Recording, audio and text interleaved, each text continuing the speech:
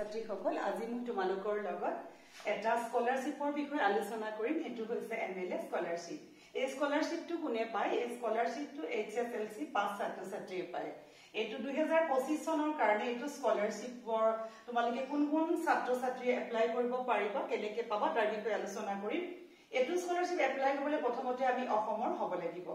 আমাৰ এই স্কলাৰশিপৰ MLA area ডেভেলপমেন্টৰ যি কোটা থাকে তাৰ পৰা আমাৰ স্কলাৰশিপটো দিয়া হয় এই স্কলাৰশিপটো তোমালোকক এবছৰ 20000 টকাকে দিয়া হয় কোনো কোনো ক্ষেত্ৰত কেতিয়াবা তাৰ পৰিমাণ কম হ'ব পাৰে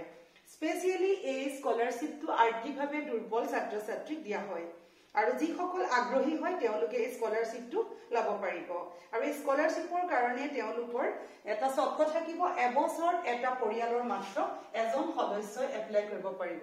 আৰু যদি এমএলএৰ পৰিয়ালৰ কোনো ছাত্ৰ ছাত্ৰী থাকে বা আগতে এক্স এমএলএও আছিল তেওঁলোকৰ কোনো ধৰণৰ ঘৰুৱা তেওঁলোকৰ ফেমিলিৰ ছাত্ৰ ছাত্ৰী এই স্কলাৰশিপটো নাপাব আনহাতে এই স্কলাৰশিপটো আবেদন কৰিব পাৰিব আবেদন কৰিবলৈ তোমালোকক কি লাগিব আবেদন কৰিবলৈ পাসপোৰ্ট ফটো লাগিব লগতে আমাক আধাৰ কাৰ্ড লাগিব লগতে আমাক লাগিব বেংক পাসবুক এখন লাগিব অৰ্থাৎ আমাৰ একাউন্ট লাগিব আৰু তাৰ লগতে আমাৰ আইডি পোৰ্ট লাগিব ভোটাৰ আইডি লাগিব আৰু এইখিনি আছিল তোমালোকৰ দৰকাৰী বস্তু আৰু এতিয়া আমি ফৰ্মখন ক'ত পাম যে এই ফৰ্মখন পাবৰ কাৰণে আমি এমএলএৰ কাৰ্যালয় বুলি তোমালোকে এনেকৈ বুজিবা যে এমএলএ সকলক লগ কৰিবৰ কাৰণে আমি বা এই কথাটোৰ কাৰণে আৰ্থিকভাৱে দুৰ্বল পৰিয়ালৰ ছাত্ৰ ছাত্ৰীয়ে যেতিয়া স্কলাৰশিপ বিচাৰি যাব তেতিয়া তেওঁলোকৰ তাৰ পৰা এয়া ফৰ্ম যোগান ধৰা হ'ব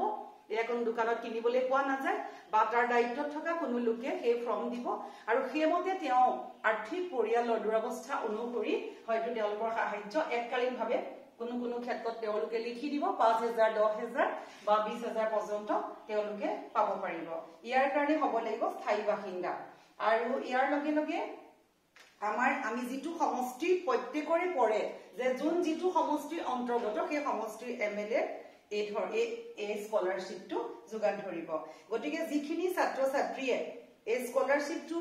পাবলৈ মন কৰিছা তেওঁলোকে যোগাযোগ কৰিব লাগিব তোমালোকে যি কলেজত এডমিশন লৈছিলা সেই কলেজৰ যিখন ৰিসিপ্ট সেই ৰিসিপ্টখন লাগিব আৰু লগত তোমালোকৰ মাৰ্কশিট লাগিব এই গোটেইখিনি বস্তু হলে তোমালোকে নিশ্চয় এই স্কলাৰশিপটো পাবলৈ সক্ষম হ'বা গতিকে স্পেশালি তোমালোকৰ আৰ্থিক অৱস্থাৰ প্ৰতি লক্ষ্য ৰাখি পেলাই এই স্কলাৰশিপটো দিয়া হয় এটোৱে আছিল এমএলএ স্কলাৰশিপৰ বিষয়ে আপডেট তোমালোকে কৰিলে নিশ্চয় এটো পাবা